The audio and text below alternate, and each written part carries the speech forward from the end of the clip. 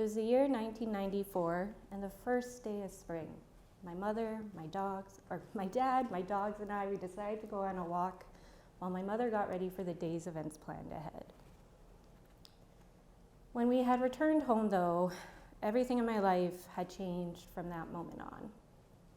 I was 3 years old when I had found my mother who had completed a suicide by hanging. And without any therapy or educational resources to help, I ended up struggling academically, socially, and emotionally. I developed PTSD and depression as early as the age of 10 and started thinking of committing suicide myself. Unfortunately though, my story is not as unique as you may think. To date in Canada, up to 11 people die from suicide every day, and up to 4,000 per year. And with suicide being the second leading cause of death in Canada, we need to bring about the supports, services, and resources to our youth in hopes to helping them understand the warning signs, triggers, and steps to prevent suicide. If we are going to educate our youth for their future, we must first ensure they have a future. Now, thinking back on my years in school, I was aware that many educators saw a disengaged and/or lazy student.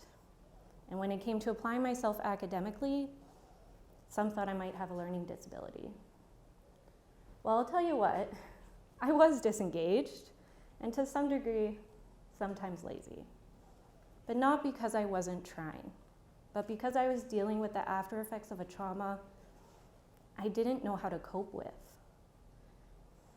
And without the help at home or at school, I felt lost. And my dad, he was a positive role model in my life. He loved me as best he could, but he was also struggling with the loss of his wife. And so he had really hoped I was too young to remember the incident. And so he didn't enroll me in any therapy. And he didn't notice that I was struggling, because he was struggling too. So for that reason, it is essential that our schools provide these mental health services, supports, and resources to our youth in order to help the students that fly under the radar with their background information, just like I did. Now, being in the position of an educator, I've definitely noticed one of two things. I've noticed teachers either offering too much advice or opinion, such that they're taking on the role of a psychologist, a therapist, and sometimes even a parent, which teachers are not. And the second is either they are afraid, unfamiliar, or unwilling to interact with the topic even at all. They're afraid of the legal and ethical legalities that restrain them. They're unfamiliar with the information around the topic, or they consider the topic to be taboo in general. And while teachers and schools have definitely come a long way in terms of creating social emotional learning and trauma-informed educational practices, there still are myths, stigmas, and fears surrounding the conversations of suicide and suicide survivors. And throughout the course of history, schools and teachers have definitely started to create a more positive school environment for our students, especially in mental health. But we need to create specific targeted supports for students who are specifically struggling with thoughts of suicide or the loss of a loved one due to suicide. So with that, what can schools and teachers do?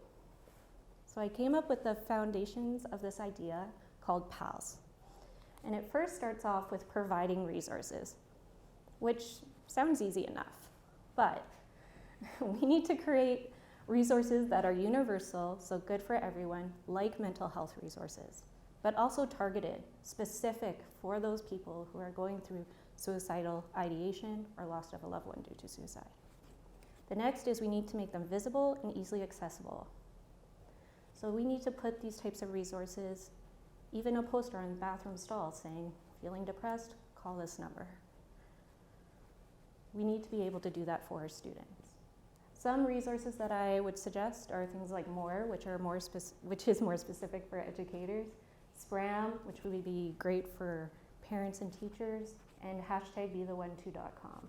These are all free and evidence-based and only a handful of resources. The next is acknowledge. So we need to use sympathy and empathy, but definitely more on the empathy side. So Brené Brown best describes the differences between these two. She says meeting the student with sympathy is like using a silver lining. So for example, some things I used to say to my teacher is, I'm feeling sad, overwhelmed, tired. And I got met a lot with, well, just go to the gym. Here, have a snack.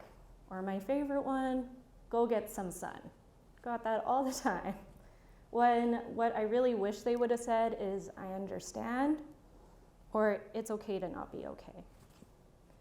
We need to acknowledge what the student is saying to us and not dismiss their feelings, even though it might be the easier thing to do. Third is listen. So unfortunately, youth who are going through suicidal thoughts and experiencing depression are not going to explicitly say that they are feeling this way. So we need to know what to listen for. Statements like, the world would be better off without me, I wish I was never born, I feel numb, and the one I always used to say is, I just wish I could stay asleep. In order to prevent suicide, we need to know what to listen for when the students are communicating suicide. And lastly is using supportive language. So we need to rephrase questions from why to how and what. So, and this is because sometimes why can sound dismissive or patronizing. So for example, if a student was to say, I'm feeling depressed, and you said, how can I help you? Or what can I do for you? It sounds much better than, well, why do you feel that way? You can hear the difference. So I believe if you put in these foundational structures into our school system so that each student is feeling heard and can get these targeted supports that are visible and easily accessible, schools can feel confident in knowing that they've created a positive environment that helps all students that are feeling any way that they're feeling at that moment. And we need to be able to show our students that there is light even in the darkest of times, and that perseverance and strength comes from within the school, outside of the school, and from the people around you.